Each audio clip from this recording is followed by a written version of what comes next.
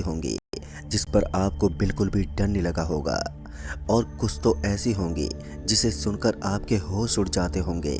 लेकिन आज मैं जो कहानी लेकर आया हूँ उसे सुनकर आपका डर चरम सीमा पर होगा और आप भी कहोगे कि भूत सच में होते ही हैं। लेकिन जो लोग पहले से ही डरते हैं तो उन्हें इस कहानी को सुनने में और भी मज़ा आ जाएगा। कहानी कुछ ऐसी है। दरअसल जब मेरी जॉब एक ऐसे अस्पताल में लगी जिसमें मुझे सिर्फ रात में ही जॉब करने के लिए जाना होता और पूरे दिन घर पर ही रहना होता, मतलब ये कह सकते हो कि मेरी जॉब नाइट शिफ्ट की थी। लेकिन जब मुझे उस हॉस्पिटल के दूसरे माले पर जाने के लिए मना किया गया और साथ ही रूम नंबर 24 के अंदर तो खासकर मना किया गया था कि तुम्हें कभी भी रूम नंबर 24 में नहीं जाना है, मुझे उन लोगों की बात तब तो समझ में नहीं आई। लेकिन जब मेरे साथ दर्द भरा हादसा हुआ तो तब जाकर मुझे पता चला कि मुझे क्यों वहां पर जाने के लिए मना किया गया था। रूम नंबर 24 का राज जानकर आपके भी पसीने छूट जाएंगे। लेकिन मेरी हालत इतनी ज़्यादा खराब हो गई थी कि मैं मरने की कगार में आ गया था। लेकिन मैंने कैसे भी करके अपने आप को संभाला और मैं कैसे उस समय हॉस्पिटल से बच के निकला। और क्या था रूम नंबर 24 का वो राज, वो तमाम सभी बातें सुनने के बाद आप सभी भी दंग रह जाएंगे। दोस्तों, ये तब की बात है जब मैं शहर में पैसे कमाने के लिए आया हुआ था। उस वक्त मैं नौकरी की तलाश में भटकता रहता।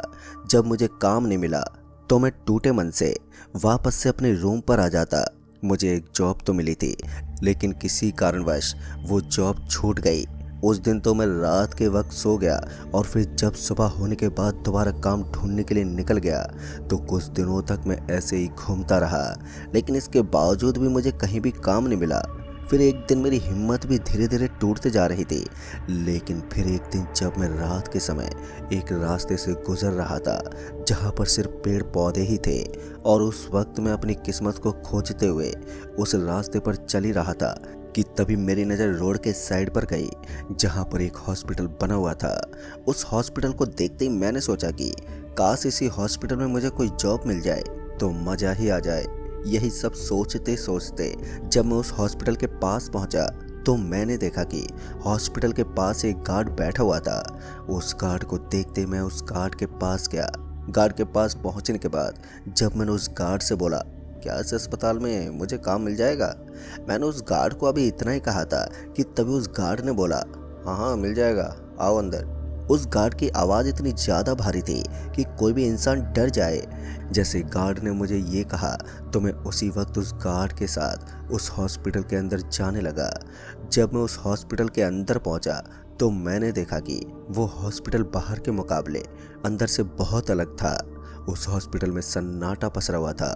मुझे वहाँ पर कोई दिखाई नहीं दे रहा था और न ही कोई मरीज, जिसके चलते मैंने गार्ड से पूछा, यहाँ तो कोई है ही नहीं। मैंने अभी उस गार्ड से यही कहा था कि तभी उसने बोला कि वो सभी लोग केबिन के अंदर होंगे। जैसे उसने मुझसे ये बोला तो मुझे थोड़ा अजीब सा लगा, क्योंकि उस वक्त रात के यहीं लगभग 10 बज रहे होंगे और हॉस्पिटल में तो लोग रात में 2 बजे तक आते जाते हैं।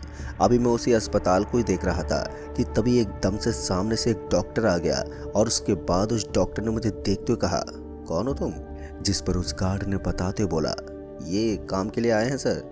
और उसके बाद उस डॉक्टर ने कहा कि काम के लिए? तो इसे काम बताया आपने, कौन सा काम करना है इसे?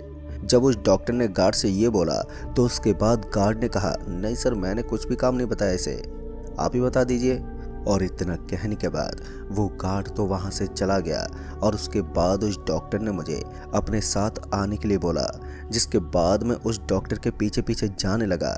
जब मैं उस डॉक्टर के पीछे पीछे जा रहा था तो मैंने देखा कि मुझे वहाँ पर कमरों के अंदर से लोगों की आवाज़ें सुनाई दे रही थी, लेकिन मुझे लोग दिखाई नहीं दे रहे थे।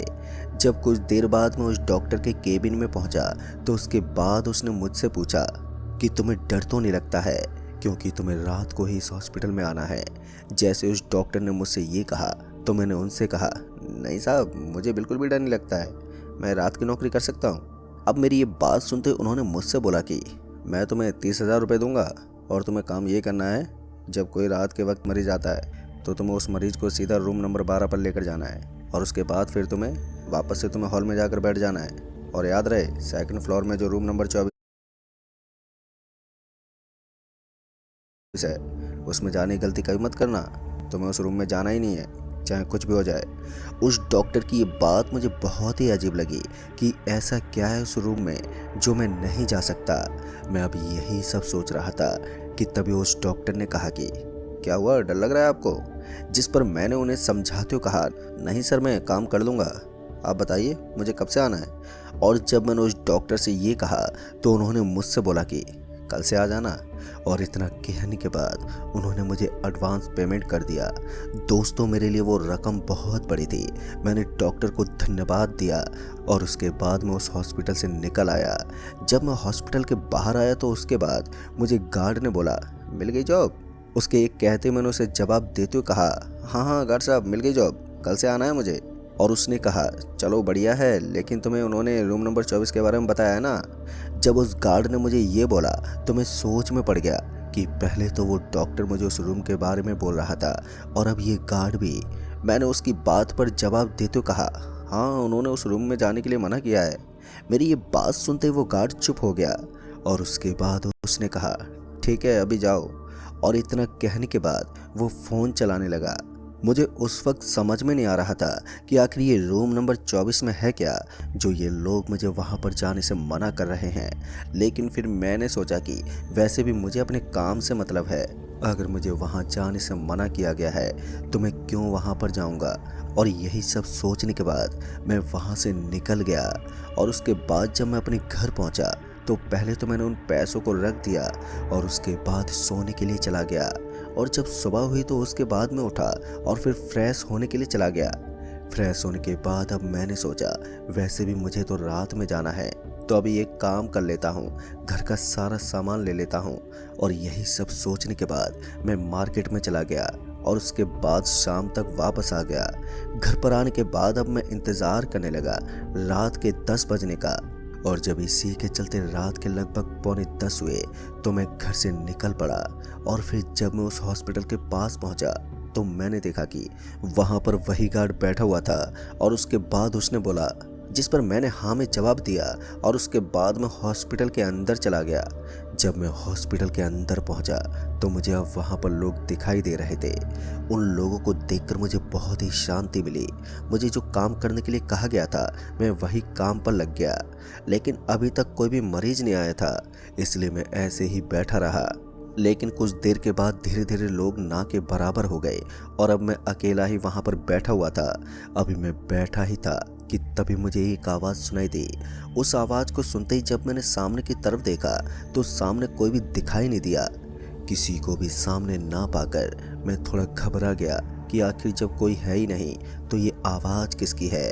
अभी मैं इन्हीं सब ख्यालों में मसरूफ़ था कि तभी वो आवाज़ मुझे दोबारा से सुनाई दी। उस आवाज़ को सुनते मैं इस बार उठा और जब मैंने आगे जाकर देखा तो मैं न पाया कि वो आवाज़ सेकंड फ्लोर से आ रही है। लेकिन मुझे समझ में नहीं आ रहा था कि मैं करूं तो करूं क्या।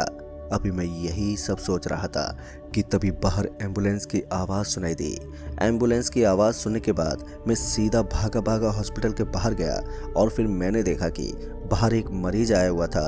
उस मरीज को देखते मैं फ़ौरन ही व्हील चेयर लेकर आया और उसके बाद मैं उसे रूम नंबर 12 पर ले गया। जब मैं रूम नंबर 12 पर पहुंचा तो मैंने देखा कि वहां पर पहले से ही डॉक्टर मरीजों को देख रहे थे। उस मरीज को शिफ्ट करने के बाद मैं वापस आ गया और अपनी जगह पर बैठ गया। मैं बैठे बैठे अभी उसी आवाज़ के बारे में ही सोच रहा था कि तभी डॉक्टर ने मुझे बुला लिया और उसके बाद उन्होंने मुझसे बोला कि जल्दी से ये सामान लेकर आओ। और इतना कहने के बाद मैं हॉस्पिटल के केमिस्ट से वो सारे सामान लेने जाने लगा। मैं जल्दी से वहाँ पर पहुँचा और उसके बाद सामान लेकर मैं सीधा डॉक्टर के पास आ गया और उनको वो सामान देने के बाद मैं वहाँ से आ गया। दरअसल उस मरीज की हालत बहुत ही ज़्यादा ख़राब थी। 2 नर्सें भी डॉक्टर के साथ में थी। मैं समझ गया था कि वो मरीज ज़्यादा सीरियस है। जब मैं सामान देकर वापस आया तो मैं वहीं पर बैठ गया। मेरी वो पहली रात तो बीत गई और उसके बाद मैं सुबह हॉस्पिटल से निकल कर आ गया। जब मैं घर पहुंचा तो अचानक से मेरा सर दर्द होने लगा। सर दर्द होने के कारण मैं सो गया क्योंकि मेरी आंखों में नींद बहुत ज़्यादा भरी थी, जिसके चलते मैं बेड पर लेटते ही सो गया।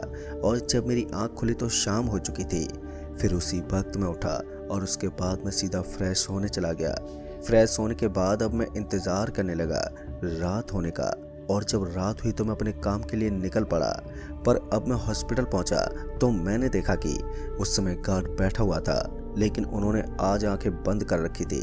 तो मैंने सोचा कि शायद ये नींद में होंगे, और फिर यही सब सोचने के बाद मैं हॉस्पिटल के अंदर चला गया। अंदर आने के बाद मैंने देखा कि वहाँ पर कुछ लोग बैठे हुए थे। उन लोगों को बैठा देख मैं अपनी जगह पर जाकर बैठ गया, और मैं अभी बैठा ही था कि तभी एकदम से नर्स मेरे पास आई, और उसके बाद उन्होंने बोला, तुम्हें डॉक्टर बुला रहे हैं। नर्स की ये बात सुनते ही मैंने उनसे कहा कि ठीक है, आ रहा हूँ मैं। और इतना कहने के बाद मैं डॉक्टर के पास चला गया, और उसके बाद डॉक्टर ने कहा, मैं कुछ काम के लिए बाहर जा रहा हूँ। और इतना कहने के बाद डॉक्टर साहब चले गए। डॉक्टर के जाते ही जब मैं हॉल में आया तो उसके बाद मैंने देखा कि अब सभी लोग जा चुके थे। कोई भी मुझे हॉस्पिटल में दिखाई नहीं दे रहा था। मुझे उस वक्त समझ में नहीं आ रहा था कि आखिर डॉक्टर मुझे बार बार वहाँ जाने को मना क्यों कर रहे थे। अभी मैं यही सब सोच रहा था कि तभी उस वक्त मुझे किसी की आवाज़ सुनाई दी। आवाज़ सुनते ही जब मैंने सीढ़ियों से ऊपर की तरफ देखा तो मैंने पाया कि एक नर्स सेकंड फ्लोर पर खड़ी हुई थी, लेकिन वो नर्स काफ़ी खूबसूरत थी, जिसके चलते मैं उसे देखता रहा। और उसके बाद पता नहीं उस नर्स ने मुझे देखकर एक प्यारी सी मुस्कान दे दी और मुझे ऊपर आने को बोला। उस नर्स के ये कहने के बाद पता नहीं मुझे क्या हुआ कि मैं ऊपर की ओर खिंचा चला गया, और जब मैं ऊपर पहुंचा तो उसके बाद मैंने देखा कि वो लड़की मुझे एक रूम के अंदर आने को बोल रही थी। जैसे उस लड़की ने मुझे उस रूम के अंदर आने को बोला तो मैं भी उसके पीछे पीछे जाने लगा, लेकिन पता नहीं कैसे मैं अपने आप को होश में लाया, क्योंकि मैं उस लड़की को देखकर इतना ज़्यादा खो गया था कि मुझे पता ही नहीं चला। जब मैंने पाया कि मैं सेकंड फ्लोर के रूम नंबर 24 के पास खड़ा हूँ तो मेरे बढ़ते कदम वहीं पर ठहर गए। जैसे मैं वहाँ पर रुका तो तभी उस लड़की का चेहरा भयानक बन गया, और साथ ही वो मुझे बुरी तरह से घूरे जा रही थी, जिसके चलते मेरा पूरा शरीर थर थर काँपने लगा। मुझे कुछ भी समझ में नहीं आ रहा था कि मैं अब करूँ तो करूँ क्या। अभी मैं यही सब सोच रहा था कि तभी एकदम से डॉक्टर की आवाज़ सुनाई दी। जैसे ही डॉक्टर की आवाज़ आई कि तभी वो लड़की अचानक से गायब हो गई। मेरी धड़कनें और भी ज़्यादा तेज हो गईं। मैं फौरन ही डर के मारे नीचे भागा, और जब मैं नीचे पहुंचा तो मैंने देखा कि सामने डॉक्टर साहब खड़े हुए थे। डॉक्टर को देखते ही मैंने उनसे कहा, मुझे नहीं करनी ये जॉब, मैं जा रहा हूँ यहाँ से। उसके बाद जब डॉक्टर ने मुझे रुकने को कहा तो मैं रुका ही नहीं, बल्कि वहाँ से भाग गया, और भागते भागते सीधा अपने घर आ गया। घर आते ही मैं बिस्तर पर लेट गया। मैं इतना ज़्यादा डर गया था कि मेरी हालत बहुत ही ज़्यादा ख़राब होने लगी थी। दोस्तों, मेरी वो रात कैसे भी करके बीत गई, और उसके अगली सुबह ही मैं अपने गांव वापस लौट आया। तो दोस्तों, इस कहानी में बस इतना ही। कहानी आपको पसंद आई हो तो वीडियो को लाइक शेयर कमेंट ज़रूर कर दें, और साथ ही अगर आप चैनल पर नए हैं तो चैनल को भी सब्सक्राइब ज़रूर कर दें। तो मैं आपका दोस्त राजकुमार जल्द ही मिलूँगा ऐसी एक और खौफनाक कहानी के साथ। तब तक के लिए बाय एंड टेक केयर।